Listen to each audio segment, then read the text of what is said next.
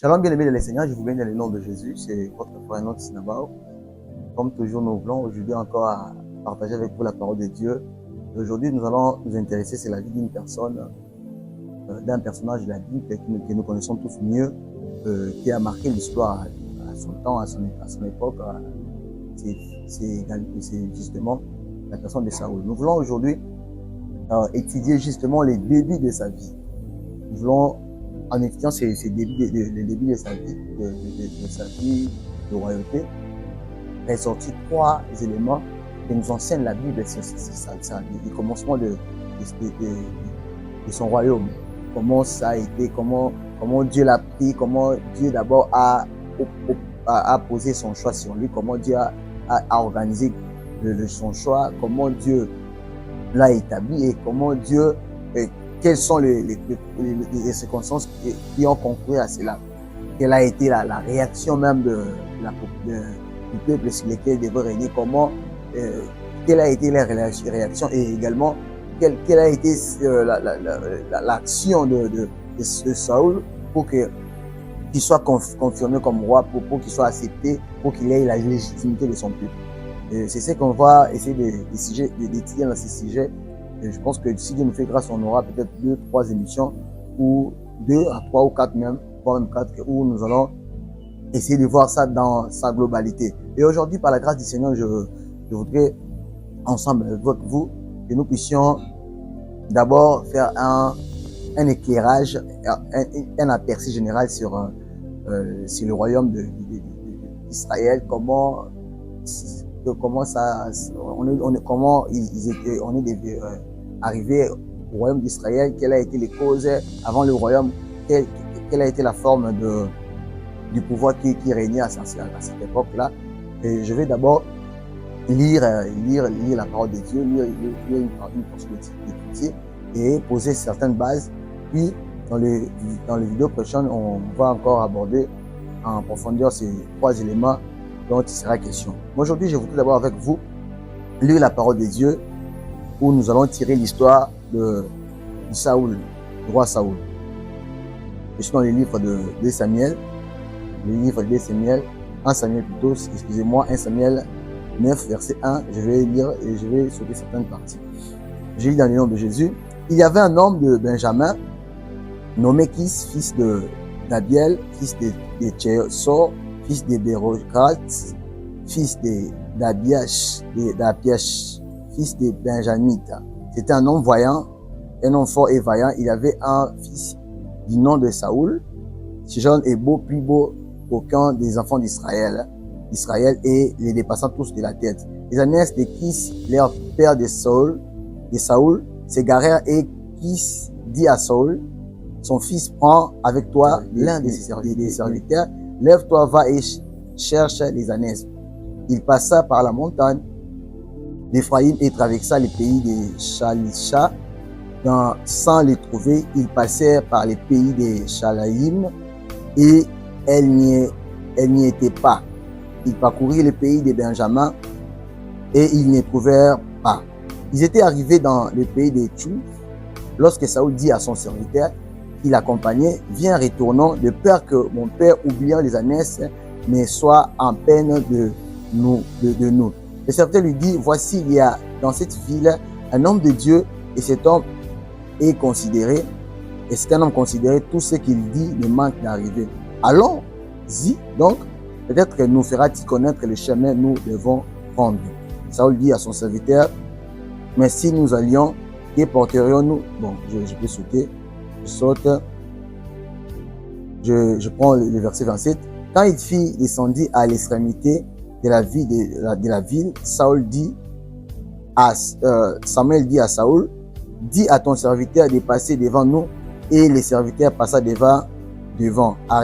Arrête-toi maintenant, réprit Samuel, et je te ferai entendre la parole de Dieu. Chapitre 10. Samuel prit une fiole d'huile qu'il répandit sur la terre de Saoul et les baisa et dit, l'Éternel n'est-il pas loin pour que tu sois le chef de son héritage? Et je vais sauter pour prendre la dernière portion. Je vais lire 27 26, toujours dans le chapitre 10, mais je vais lire les versets 26 et les versets 27. Saül aussi s'en alla dans sa maison à Gibéa et fit accompagné par des gens dont Dieu avait touché le cœur. Il y eut toutefois des hommes pervers qui disaient, quoi? C'est celui-ci qui nous sauvera.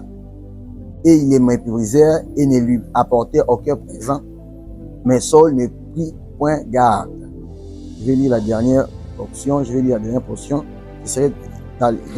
dernière portion, c'est dans le chapitre 11. On va juste prendre la première partie. La troisième portion qu'on doit lire, notamment toujours dans le même texte de Samuel. Cette fois-ci, on va lire dans le chapitre 11. Et je pense que par la grâce du Seigneur, nous lirons dans la prochaine émission. Aujourd'hui, je voudrais d'abord nous donner un aperçu général qui c'est qu'on parle aujourd'hui. Je voudrais que nous puissions comprendre d'abord qu'est-ce qui avait fait, les raisons pour lesquelles qui avait poussé à Dieu d'établir un roi sur Israël, puisque avant cela, il n'y avait pas de système de monarchie, il n'y avait pas un système de roi, non, il n'y en avait pas. C'est avec Saül que cela a commencé. Je voudrais ici nous clarifier d'abord, savoir pourquoi Dieu avait établi Saül comme roi, pourquoi aussi, quelles sont les raisons qui avaient poussé au peuple de pouvoir dire que non, en tout cas, Samuel a investi sur nous, établi sur nous un roi. Pourquoi?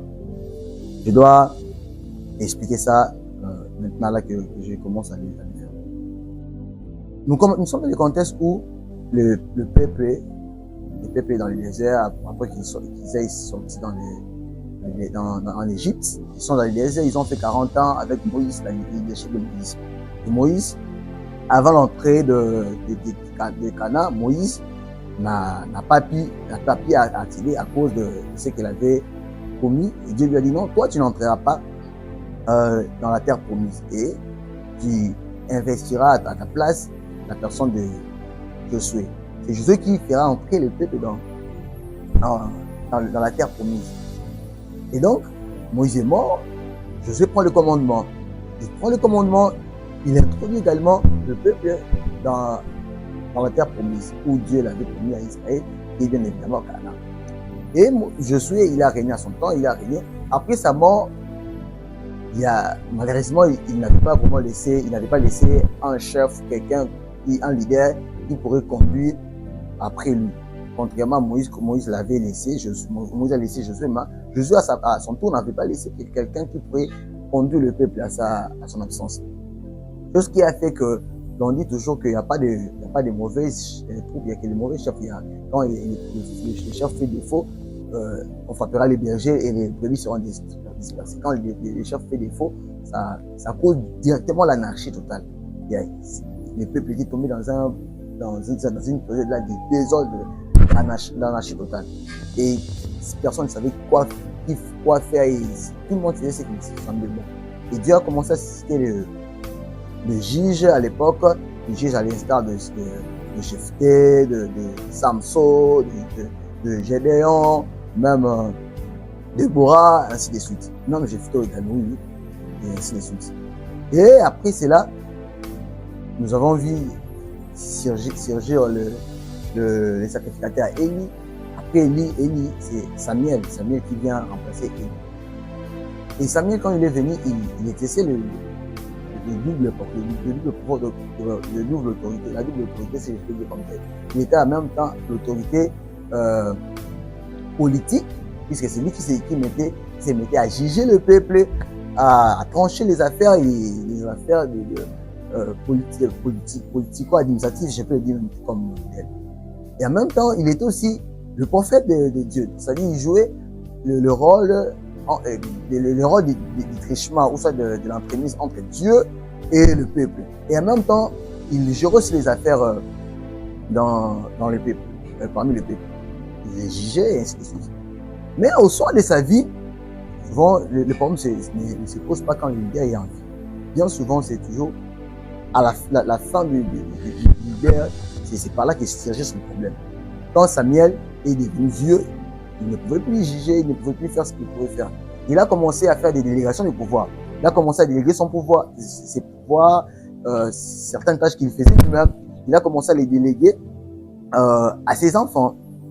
Il travaillait avec ses enfants. Et malheureusement, ses enfants ne marchaient plus selon les principes de leur père. Puisque leur père, au sort de sa vie, il a même jeté un défi. Il a dit au peuple que parmi vous, si quelqu'un pourrait surgir et dire que non, voilà, Samuel avait mal tranché son problème, ou soit avait reçu un présent, ou Samuel aurait fait objet d'une quelconque corruption. Non, il n'y avait personne qui pouvait les reprocher de quoi que ce soit. Non. Mais malheureusement, ces enfants ne marchaient pas sur ces traces. Ces enfants se livraient dans la vie de corruption, dans la vie de gangrènes, des choses bizarres, dans des choses de recevoir de présents, des injustices, des choses comme ça. Et avant que Samuel puisse mourir, le peuple est venu voir consulter Samuel. Là, nous sommes dans 1 Samuel 8. Il leur a dit non, en tout cas, ces enfants ne marchent pas à cette trace. Ils ne marchent pas comme toi, ils ne sont pas comme toi. Ils sont un peu bizarres. Ils se livrent à la corruption, ils se livrent à l'injustice, ils prennent des présents pour corrompre la justice, pour tordre la justice. Et donc, nous voulons que tu puisses nous établir un roi qui va nous juger, qui va régner sur nous, comme tout autre ciel, comme toute autre nation, qui ont des rois physiques. Et nous voulons cette fois-ci avoir un roi physique. Oui, certes, Dieu est notre roi, oui, mais il est invisible. Nous voulons cette fois-ci que nous ayons un roi physique comme toute autre nation en de rois physiques. Et c'était un coup dur pour Samuel. Samuel n'avait pas bien digéré ça. Il s'est lamenté. Pourquoi avez-vous pris une telle décision? Pourquoi avez-vous pris une telle décision? Et il a commencé à plaider devant Dieu pour Israël, de dire que non, Seigneur, pardonne-leur. Non. Dieu lui a dit non. Ce n'est pas toi qui qu'ils ont rejeté. Non, ils ont rejeté moi. Alors, je laisse-les faire ce qu'ils veulent. Je vais les rétablir en roi. Je vais leur donner un roi. C'est par là que Dieu s'organise à faire un choix, à opérer un choix d'un roi qui va régner à leur place, qui va régner sur Israël. C'est par là que Dieu opère un choix sur la personne de Saül. Donc c'est fait ça l'histoire, c'est fait ça le contexte. J'ai essayé un peu de condenser une longue histoire de longue période. J'ai essayé de les condenser pour donner une idée. Maintenant, quelles sont les vérités fondamentales ou soit le leçon qu'on peut tirer de cette histoire sur le début de Saül? En lisant ça, j'ai découvert de vérités, de leçons qui m'ont vraiment tenu à cœur, et je voulais partager avec vous ici.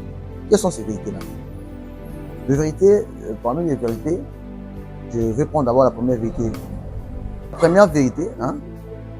première vérité, c'est que, ou la première vérité, ou la première leçon, c'est que Dieu est un planificateur. Dieu, c'est un ingénieur génial. S'il y a des gens qui sont forts en plan, c'est les Seigneurs.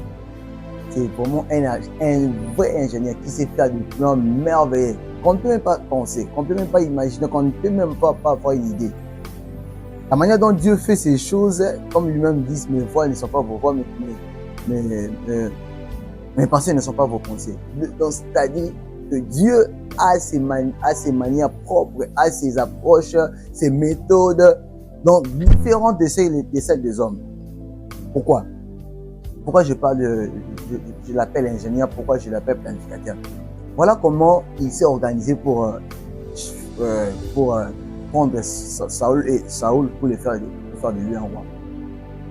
Dieu s'organise de sorte que les années de son père, on vient de les lire ici, dans 1 Samuel 9, verset 1. Dieu s'organise de sorte que les années du père de Saül puissent se perdre, de sorte que le père de Saül, qui est bien évidemment, puisse les envoyer avec son serviteur, ses serviteurs, donc aller chercher les années perdues. Donc Dieu sait organiser, Dieu sait comment créer des circonstances qui parfois peuvent sembler un peu difficiles, qui peuvent sembler des situations pénibles pour nous, qui peuvent sembler des situations qui sont dures pour nous. Mais Dieu sait s'organiser dans des circonstances pareilles pour nous amener vers notre destinée. Mais je vous dis, Dieu est un ingénieur. Il sait là où il vous amène. Et peut-être que tu es ici, tu es en train de me suivre, hein, tu es en train de traverser des situations difficiles, des situations complexes, qui te font croire que non, tu es perdu, ou tu sens que non, en tout cas, dans la situation où je suis, en tout cas, je suis perdu. Non, je te rassure que tu n'es pas perdu. Parce que Dieu, il a ses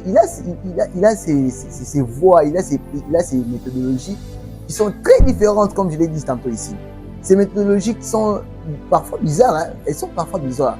C'est-à-dire que il peut prendre quelque chose d'immédiat, il peut prendre quelque chose qui semble un échec, mais Dieu s'en sert de cet échec pour en tirer gloire. Pour qui c'était un perte, n'est-ce pas? C'était un perte. Ils perdent les années, c'était constitué de pertes. Mais Dieu s'est organisé de sorte que c'est ce qui est qualifié pour des hommes, par des hommes de pertes, et Dieu puisse en profiter pour amener Saoul vers sa destinée. C'est-à-dire, il s'est organisé de sorte que les années se perdent, oui, elles se sont perdues, et Saoul va à la rencontre. Et Dieu s'est organisé également que dès qu'il part là, lui il part de non, je pars juste chercher les ânesses de mon père. Alors que Dieu sait déjà que non, ces voyages qu'ils font, ces départs, ce qu'ils font là, c'est tout un processus qui les ramène, qui l'amène vers sa royauté. Bien-aimé, il y a des choses que tu traverses dans ta vie, parfois que tu ne comprends pas vraiment l'issue, te dire que où en sommes-nous. Mais je te rassure que Dieu est toujours le maître, il sait où il t'amène. Et voilà pourquoi il est important de lui faire confiance. Et ils ont fait des temps, ils ont passé des temps, ils n'ont pas retrouvé les années en question. Et Saoul même s'est dit non, la manière dont on est sorti, les temps qu'on a pris, je suis sûr et certain que mon père en ce moment ici, il s'intéresse plus, il se dérange plus pour les ânesses, mais plutôt il se dérangerait certainement pour nous. Alors, nous devons rentrer. Mais comme Dieu c'était un planificateur, Dieu avait déjà planifié, Dieu s'était déjà organisé de sorte que le serviteur de Saoul puisse avoir connaissance de Samuel. De sorte que celui-ci puisse l'amener vers Samuel. Et Saoul lui dit non, on doit déjà rentrer. Le serviteur lui dit non, ne rentrons pas. Je connais un homme de Dieu très considéré ici. Tout ce qu'il lui dit, rien ne manque d'arriver. Alors que Samuel déjà, c'était déjà, pour Saoul, il était déjà informé, il avait déjà parlé. Et il arrive, lui, il vient pour consulter les prophètes, pour que les prophètes puissent leur dire où se trouveraient les ânesses. Mais Dieu a un programme différent. Frère, je t'ai dit, tu me suis en ce moment. Dieu a un programme différent de ce que tu penses. Il a dit dans sa parole, il sait les projets qu'il a formés sur vous. Il sait les projets qu'il a formés sur vous. Il sait les projets qu'il a formés sur toi. Ce sont des projets de bonheur. Non, ce n'est pas des projets de malheur. Ce sont des projets de bonheur. Alors, ne t'en faites pas. Dieu sait. Toi, tu penses être autre chose, mais lui aussi, il pense à autre chose.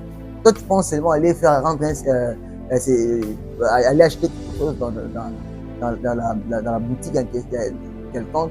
Mais Dieu s'organise de sorte que tu deviens le chef de cet établissement. Tu penses seulement aller étudier là-bas. Non. Mais Dieu s'organise de sorte qu'un jour tu puisses revenir là comme le PDG, comme le DG, comme le recteur, comme un professeur, comme le professeur.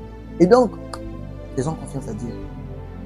Et Samuel lui dit, voilà, ne vous en faites même pas. D'ailleurs, votre père ne s'inquiète plus des ânesses, mais s'inquiète de vous. Il croit que vous êtes égarés. Mais reposez-vous, tout. Samuel aussi s'était déjà organisé puisque Dieu l'avait déjà informé. Et ils ont passé la nuit, ils ont mangé. Et le lendemain, comme nous avons dit, Samuel a demandé à Saül de se retirer un peu de son serviteur. Et c'est par là qu'il a commencé à lui dire, voilà, Dieu, il a un membre de la l'onction royale. Il a commencé à lui dire, voilà, Dieu t'a choisi parmi son peuple. C'est ça la première vérité que nous pouvons tirer ici. Et bien aimé, je voulais rassure, Dieu, c'est un planificateur. Dieu est un planificateur. Il s'est planifié. Il s'organisera de sorte que les choses positives puissent arriver. Lui-même, il peut partir par des données bizarres, comme je l'ai dit ici. Il peut partir par des données bizarres qui parfois qui semblent farfelues, qui semblent floues, qui semblent absurdes, si je peux dire comme tel. Mais par cette absurdité, c'est par ces farfelues, c'est par ces ambiguïtés, c'est par ces confusions où lui s'en servira pour tirer du bas. Alors fais confiance à Dieu. Il sait là où il t'amène. Peu importe les chemins bizarres, il sait où il t'amène. Il est le bon berger. Il n'est pas les chemins, il ne sait pas les chemins seulement. Il n'a pas seulement la connaissance du chemin, mais lui-même, il a les chemins en question. Il a dit, je suis le chemin, la vérité et la vie. Fais-lui confiance. Mon frère, peu importe ce que tu traverses, je te réconforte encore à ce moment. Je t'exhorte comme Paul pouvait dire, je t'exhorte par la compassion de Dieu. Mon frère, fais confiance à Dieu. Peu importe ce que tu traverses. Ça peut être difficile, ça peut être choquant, ça peut être difficile à digérer. Mais je te dis, Dieu est un Père responsable. Autant il s'est organisé de sorte que les années, de la perte des années à la royauté, mais même il s'est organisé. Peut-être que tu peux perdre un travail, mais il même s'est organisé que tu perds le travail là pour qu'il te donne une entreprise. Il sait ce qu'il fait. Mais je te rassure que ce que Dieu t'a fait pour toi sera toujours la bonne chose, la meilleure des choses. Peu importe les difficultés, peu importe les péripéties, fais confiance en Dieu. Parce que c'est lui le planificateur. Il a planifié avant que même tu ne naisses, avant que tu viennes sur terre, lui il s'était organisé. Il a déjà fait des projets sur toi. Et il te demande seulement de croire en lui, d'être connecté à lui. C'est par là que tu connaîtras même ton lendemain. C'est par là que tu auras toujours des chemins bien tracés. C'est par là qu'il te parlera de tout. Alors, pour aujourd'hui, nous allons nous arrêter là. Je rappelle, aujourd'hui, nous avions vu la tertiaire générale sur l'histoire dont on parle. Quelles sont les causes qui a fait à ce que le peuple, Dieu puisse choisir Saoul. Pourquoi le peuple avait été fatigué et avait demandé le roi. Pourquoi? Parce que nous avons vu ça, je dis ici. Et bien prochainement, par la grâce du Seigneur, nous allons voir la deuxième leçon. J'avais donné 3 raisons. Je vais parler de 3 raisons. La première raison, j'ai abordé ici. J'ai dit que Dieu est un planificateur, Dieu est un ingénieur. Et la deuxième raison, nous le verrons bien prochainement par la grâce du Seigneur. Là, nous allons voir que la deuxième raison, je vais déjà l'annoncer, c'est que la paix de Dieu, ou soit la promesse de Dieu, n'exclut pas la rivalité. C'est-à-dire, quand Dieu peut t'appeler à quelque chose, Dieu peut t'appeler à une dimension, Dieu peut t'appeler à un poste quelconque, à quelque chose dont tu sais mieux. Mais cela n'exclura pas qu'il y ait des complications, qu'il y ait des rejets, qu'il y ait des gens qui refusent. Non, tu n'es pas appelé à ça, qui contestent ton appel. Par rapport aux situations qu'on traverse, par rapport à ton état de santé, par rapport à ton rang social, tout ça peut influencer. Mais Dieu n'a que faire de tout ce que les gens peuvent dire. Ce que j'aime, Dieu a dit avoir la majorité. Peu importe et son nombre. Tant que tu as Dieu, tu as la majorité. La fois prochaine, nous verrons ça. Aujourd'hui, on peut s'arrêter là. Mais je voudrais prier avec toi. Peut-être que tu m'as suivi encore jusqu'ici. Et demander si j'ai la grâce de Dieu sur toi. Et Dieu te donne la force, on dirait, tu sais que tu traverses. Peu importe, tu ne connais pas l'issue, mais certainement, je te garantis que l'issue sera bonne. Permets que je prie avec toi. Seigneur, je te bénis pour ce moment. Bénis celui qui a écouté cette parole. Je prie que cette parole soit gravée dans son cœur. Je prie que tu lui donnes la force, la grâce, que tu fasses grâce, qu'il ait la force de bien persévérer. peu importe, il ne comprend pas dans quoi il est. Je demande, j'ai perdu des années, on a perdu ceci, j'ai perdu des mariages, j'ai perdu du travail, j'ai perdu l'argent. Il ne sait pas que tu t'es organisé pour qu'après cela, tu tires gloire dans ces situations pour que tu puisses l'élever et ce qui se mange et sortir ce qui mange et sortir ce qui se mange. Je prie que cela soit ainsi pour mon frère, pour ma soeur, dans le nom de Jésus. J'en suis prié. Amen. Merci, c'était bien votre frère Enoch Sinabao. Et aujourd'hui, par la grâce du Seigneur, nous allons partager sur 3 vérités. Nous allons essayer de produire sur ces 3 vérités. Et bien prochainement, nous allons encore continuer. D'ici là, je prie de compter bien. Par la grâce du Seigneur, nous se retrouvons à bientôt. Nous ne manquerons pas de dire merci à nos partenaires qui font que nous soyons perçus comme tels, que nous soyons vus comme vous nous voyez. Parmi ces partenaires, j'ai dit d'abord merci à mon père spirituel, le pasteur Olivier Beaubois.